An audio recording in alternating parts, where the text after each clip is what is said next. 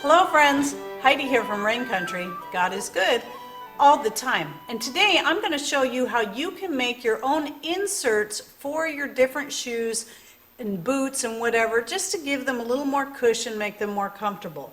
Now what I have right here is a used one I made a couple of years ago, 2-3 years ago. It's a little on the thin side, it's been well worn.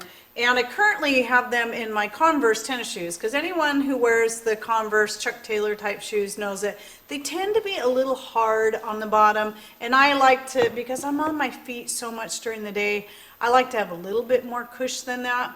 So I'm going to be making myself a new pair to go in these shoes. Now another nice thing about making these is that for your shoes is, like, for me, I have really tiny feet and these are kind of big on me, so this also makes the shoes fit a little better so they're not slopping around on my feet.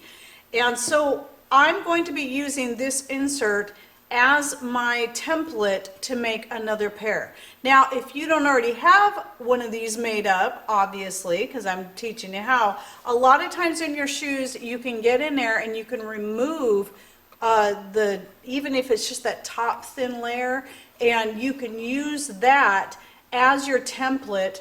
Otherwise you may have to use the base of the shoe as a basic guideline to start with. It's going to need to be smaller than that, but at least that is a place to start for getting a template to cut out your insoles. Now I've already cut out the insoles. You can see right here I got the pieces all cut out using this because I didn't think I needed to show you that. So what I did was I laid out 4 pieces of fabric. You can use as many pieces as you want. It depends on how cushy you feel your shoes need to be. So I've got 2 layers of the red and black buffalo plaid and 2 layers of the just solid black on the inside. Now I could use anything on the inside that I want. What I'm doing here is I'm using up scraps of fabric from making the flannel skirts and aprons, and so that's what I've got here. But you know, it also, if you don't care what it looks like, I mean, I think it'd look kind of cool, you know, because it will match the different plaids and stuff on the shoe to have this in there, but you know, really, who sees that? So you can use any fabric as long as it's kind of a cushy fabric, and I highly recommend going with flannel.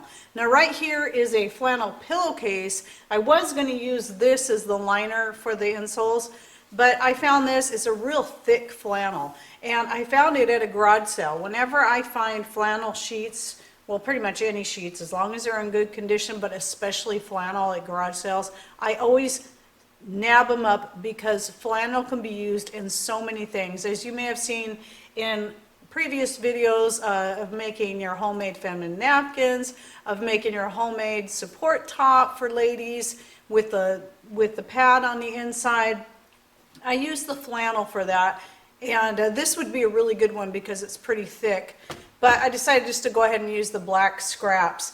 Now another idea you can use is some fleece. This right here is a nice bamboo fleece. I like to use these in making the feminine napkins for the top layer, but it is far more expensive than buying your flannel. It's not really expensive, but at least it's all natural and it's very soft and cushy. You could even use this as the top layer, especially if you don't like to wear socks with your shoes. This might make it a lot more comfortable.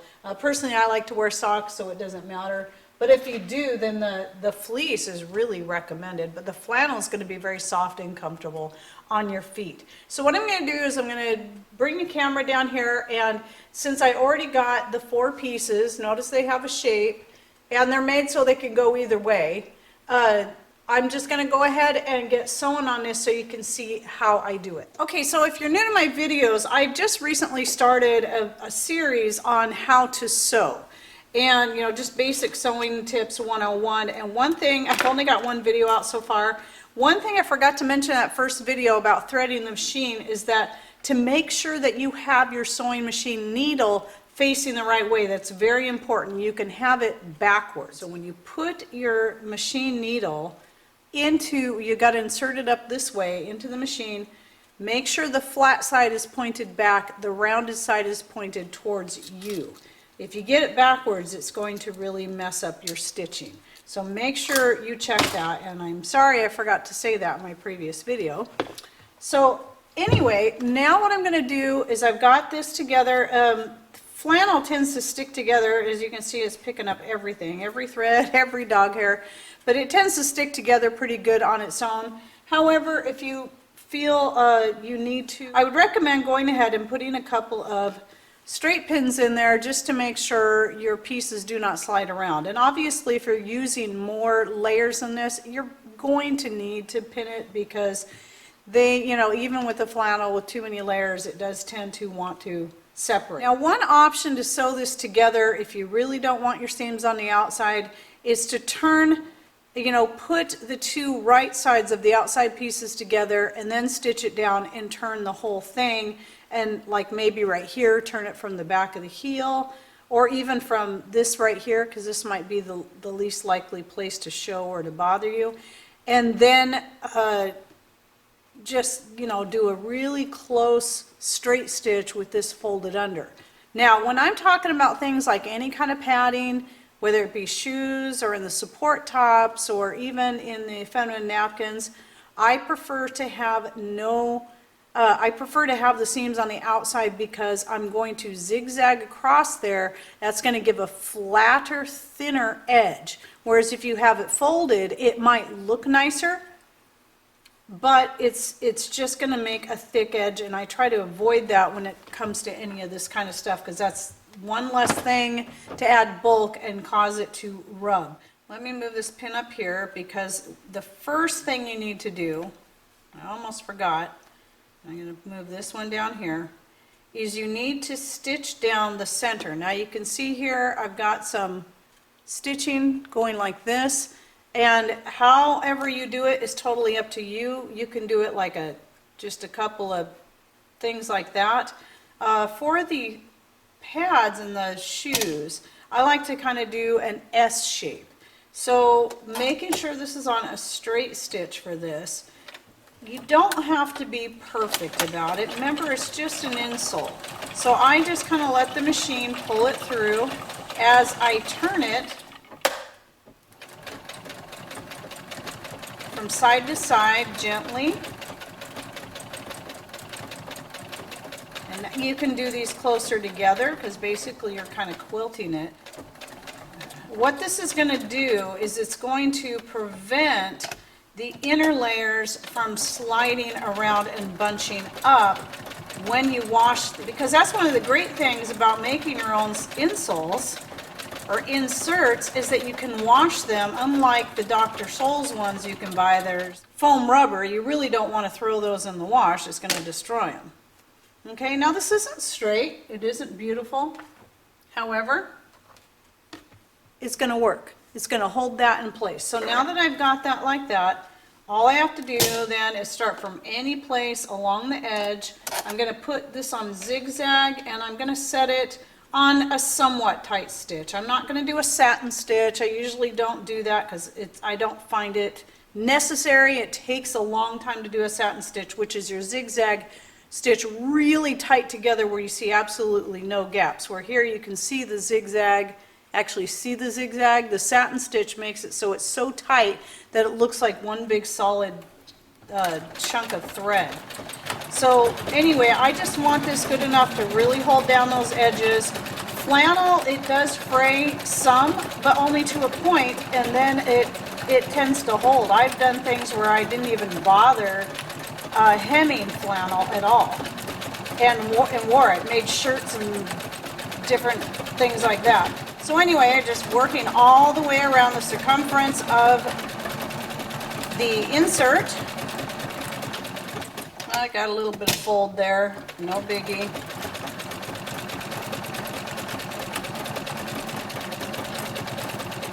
And there we have it.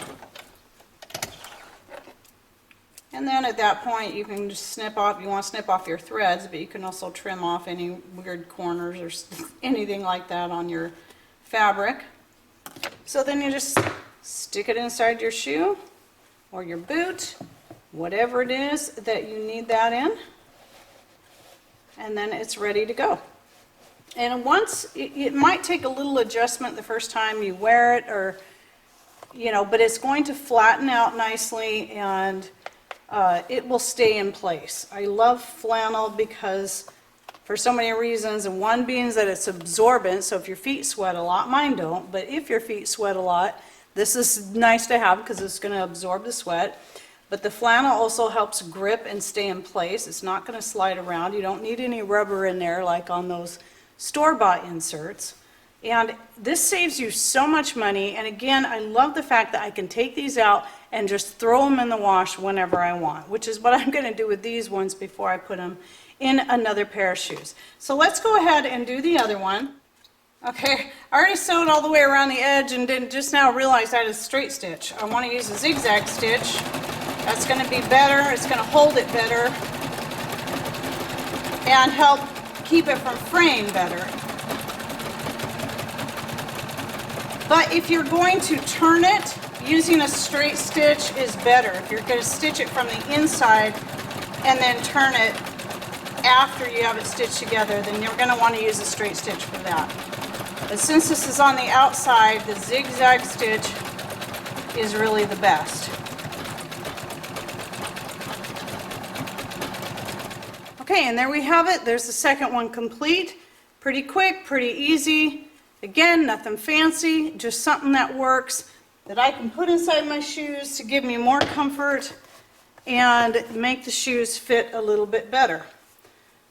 And, you know, because they're the same on both sides, there's not one specific shoe it has to go in. You just have to turn it the correct way to make sure it's fitting in there right.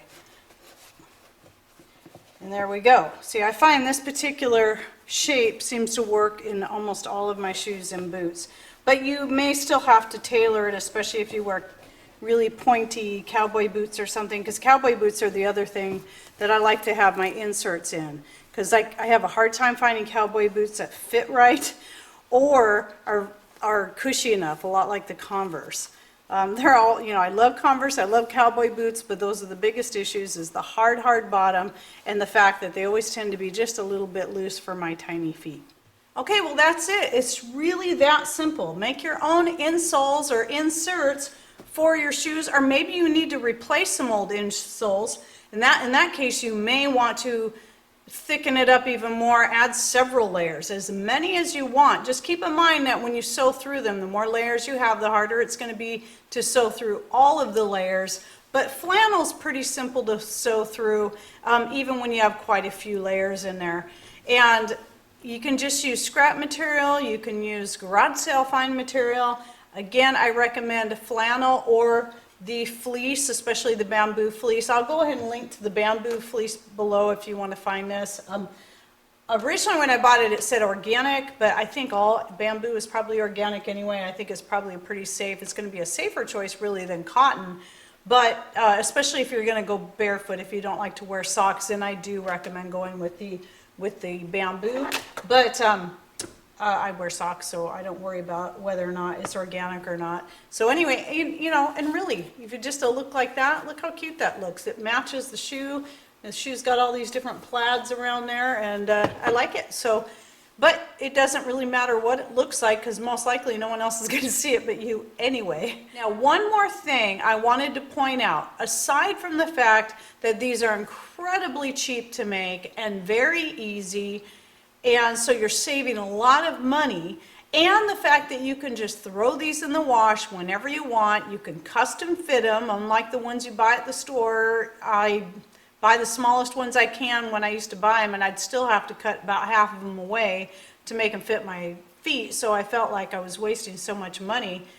But these are going to be more natural. You get to choose what fabric is in there. That stuff you're buying in the store, you don't know what kind of chemicals and compounds are used in there, and most likely it's going to be, especially if it's a foam rubber, it's going to be toxic stuff that you really don't want to be wearing, especially if you're not going to wear socks with your shoes.